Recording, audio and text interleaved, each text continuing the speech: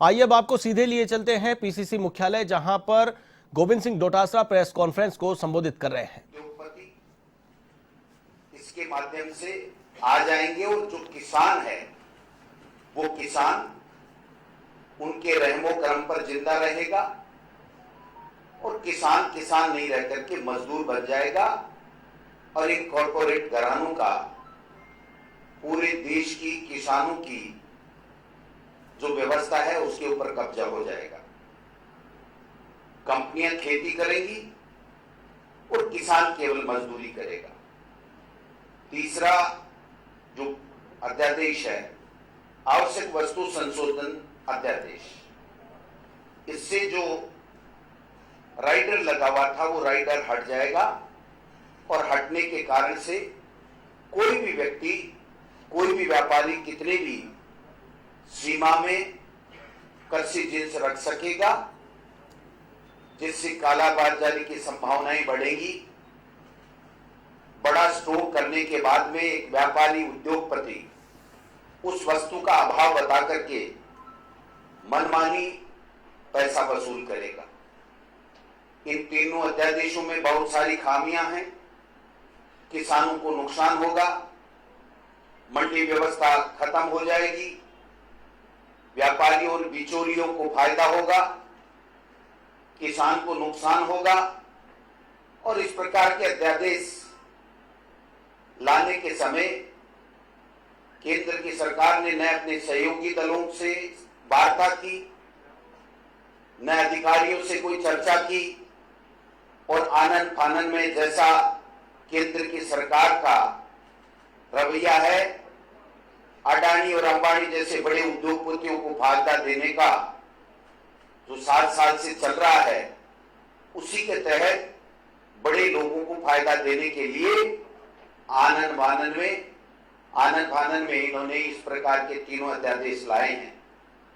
पहले भी जब एनडीए 1 बनी थी मोदी जी के नेतृत्व में, तो जो लैंड एक्विजिशन बिल था उसमें संशोधन करके किसानों की जमीन औने पौने दामों में बड़े बड़े उद्योगपतियों को देने के लिए जो संशोधन किए गए थे, लेकिन उस वक्त भी किसानों ने, कांग्रेस पार्टी ने, हमारी नेता सोनिया गांधी जी और राहुल गांधी जी, विशेष करके मैं नाम लेना चाहूंगा कि हमारे नेता राहुल गांधी जी ने एक स्टैंड लिया, देश के किसानों के साथ वो खड़े हुए और देश के किसानों के साथ खड़े नहीं हुए, बल्कि ये कहा कि अगर ये संशोधन केंद्र की सरकार ला करके किसानों की जमीन हड़पने का काला कानून लागू करती है तो चाहे मेरी लाश के ऊपर से जाना पड़े, लेकिन मैं इस कानून को लागू नहीं होने दूंगा। राहुल जी के दृढ़ निश्चय के कारण से एनडीए 1 में किसानों की जमीन हड़पने का जो काला कानून था वो मोदी सरकार नहीं ला पाई। अब भी ये तीनों जो अध्यादेश हैं वो किसान विरोधी हैं। इस किसानों की व्यवस्था के ऊपर बड़े बड़े पूंजीपति, उद्योगपति और बड़े व्यापारियों को एक तरीके से कब्जा कराने के लिए ये जो साजिश रची जा रही है, कांग्रेस पार्टी और हम सब लोग और किसान विशेषकर से भारी आक्रोशित हैं। हम लोगों ने अभी माननीय मुख्यमंत्री जी ने, मैंने माननीय महामहिम राज्यपाल महोदय को इस बाबत, विरोध के बाबत एक ज्ञापन देने का निवेदन किया था। महामहिम राज्यपाल महोदय ने कहा कि मेरे यहां पर तकरीबन 40 लोग कोरोना पॉजिटिव आ गए, इसलिए मैं मिलने में असमर्थ हूं, आप ज्ञापन भिजवा दीजिए। हमने निश्चय किया है कि हम सब लोगों के साइन करके हम कल सुबह 11 बजे ये ज्ञापन भिजवाएंगे। किसानों के साथ कांग्रेस पार्टी पहले भी खड़ी रही है, आज भी कांग्रेस पार्टी खड़ी है। और आपको पता होगा कि पिछली भाजपा की राज्य की सरकार के समय भी एक नया लैंड एक्विजिशन एक्ट लाया गया था कांग्रेस पार्टी के हम चाहे 21 लोग थे, फिर 24 हो गए, लेकिन हमने भारी विरोध किया। कांग्रेस पार्टी की जो राज्य इकाई है वो पूरे कांग्रेस के कार्यकर्ताओं के साथ, किसानों के साथ खड़ी हुई, और वो भाजपा की पिछली सरकार भी यहां पर वो मनमाना लैंड एक्विजिशन एक्ट नहीं ला पाई थी। मैं कांग्रेस पार्टी के प्रदेश अध्यक्ष के नाते आपसे, आपके माध्यम से ये निवेदन करना चाहूंगा कि हम सब किसान परिवारों से आते हैं। किसान जो अन्न पैदा करता है, उस अन्न के कारण से हम हमारा जीवन यापन करते हैं। हमारा शरीर जो है वो उनके अन्न के कारण से है। हमारी जो प्रदेश की अर्थव्यवस्था है वो किसान के कारण से जिंदा है। उन किसानों के साथ हम सब खड़े रहें, और केंद्र की सरकार के जो भागीदार मंत्री वगैरह हैं वो भी इस्तीफा दे रहे हैं। और मेरा ये मानना है कि किसानों की इस आक्रोश को देखते हुए भारतीय जनता पार्टी में, केंद्र में हो चाहे राज्यों में हो, भारी विरोध अंतर्कलह सामने आने वाली है। क्योंकि जिस भी सरकार ने किसान के विरोधी कार्य किया है वो सरकार कभी सफल नहीं हो पाई, वो सरकार कभी दोबारा नहीं बनी।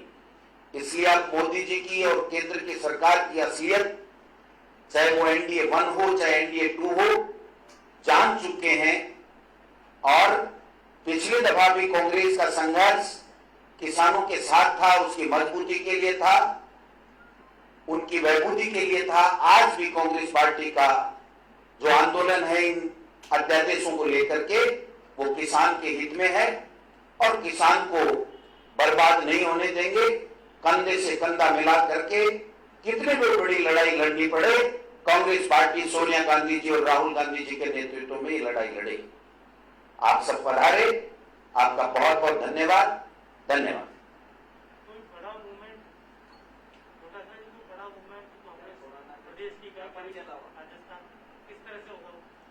देखिए, इसके ऊपर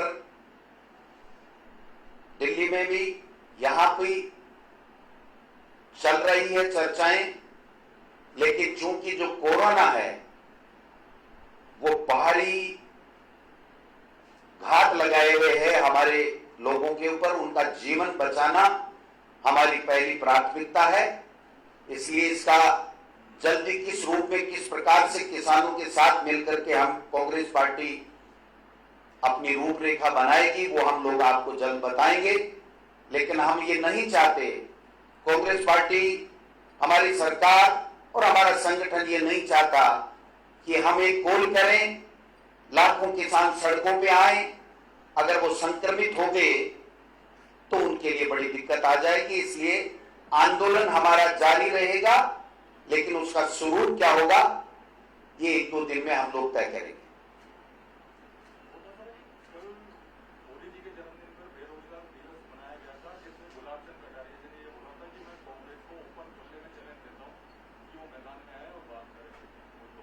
कटारिया जी क्या बोलते हैं, आपके पत्रकारों के लिए कल परसों उदयपुर में क्या बोला वो भी आपके ध्यान में रखना चाहिए।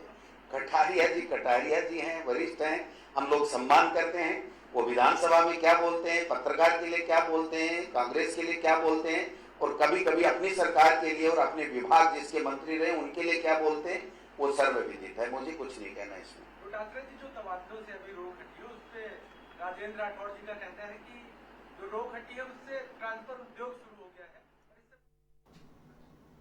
तो आप प्रदेश कांग्रेस मुख्यालय से लाइव सुन रहे थे। पीसीसी चीफ गोविंद सिंह डोटासरा को कृषि अध्यादेश को लेकर प्रेस कॉन्फ्रेंस को संबोधित कर रहे थे। उन्होंने बताया कि कृषि अध्यादेश किसान विरोधी है, कांग्रेस पार्टी इसका विरोध करती है। उन्होंने अपनी राय रखी, इससे किसानों को नुकसान होने की बात उन्होंने कही।